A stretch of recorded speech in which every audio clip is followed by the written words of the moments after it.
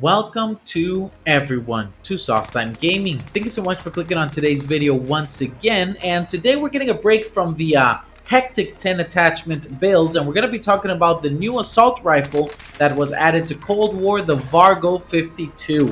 Now, you've probably unlocked it at this point and given it a try, but today we're going to be covering what the best class setup for it is, specifically for long range. Now, a lot of people are talking about that this is going to be a great sniper support, but we're not going to be covering a build for that here, because if there's anything I discovered, you're going to be losing to a lot of SMGs, as was my experience on Rebirth using this weapon at close range.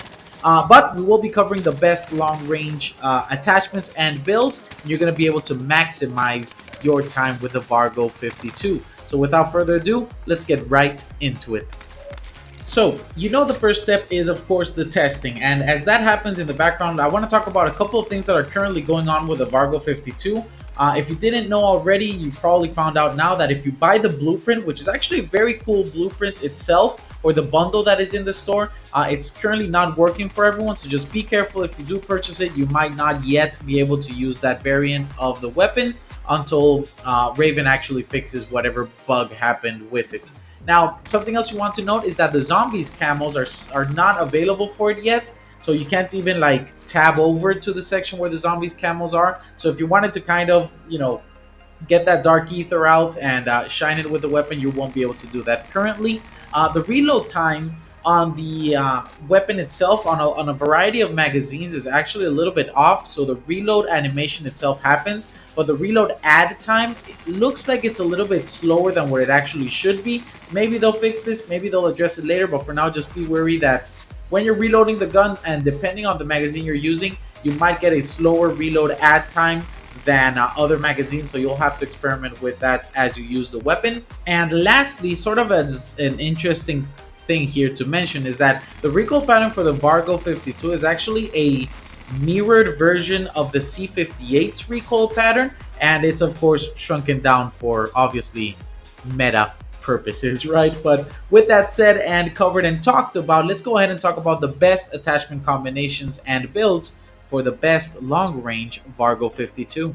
So as you saw from the previous images, I went ahead and tested a couple of different combinations with different barrels here. And at the end of it all, I found that the best recoil patterns came from the first build here, which is pretty much the Grew suppressor. You can change it to the suppressor if it feels a little too slow for you, and you can control whatever recoil pattern comes out of this. But you can leave the Grew suppressor. Again, we're focusing on longer ranges. And we're going to be running the 19.8-inch Liberator barrel. This one is going to give you bullet velocity and vertical recoil control. And we're going to run this with the Spetsnaz grip.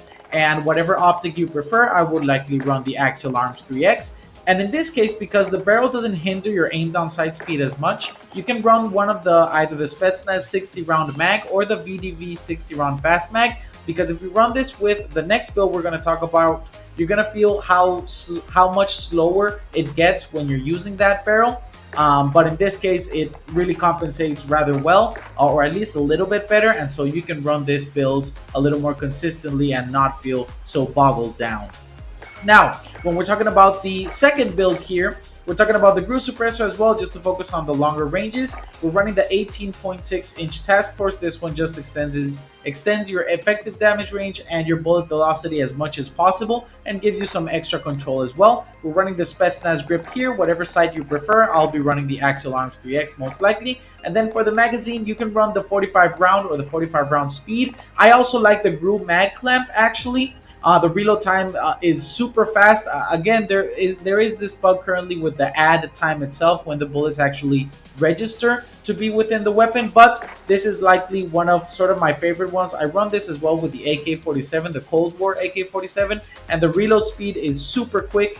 And although you only have 30 bullets, if you make them count, it's a really fun way to approach the weapon. And with that, we cover pretty much the two best builds I would recommend for longer ranges. And there you have it, the Vargo 52. It's a fun and easy to use weapon, and it has a pretty nice shooting sound if I do say so myself. And despite its bugs, at least it's new, relatively balanced content, so we can't really complain about that, right? But I want to know what you think about this new assault rifle, and if you do happen to find value in any of these two setups, just let me know in the comment section down below, and I would truly appreciate to read from you all. Now, with nothing else left to say, I thank you truly for reaching this point of the video, and I hope I see you on the next one. But until then, I hope you have a fantastic rest of your day, and through it all, I hope you always remember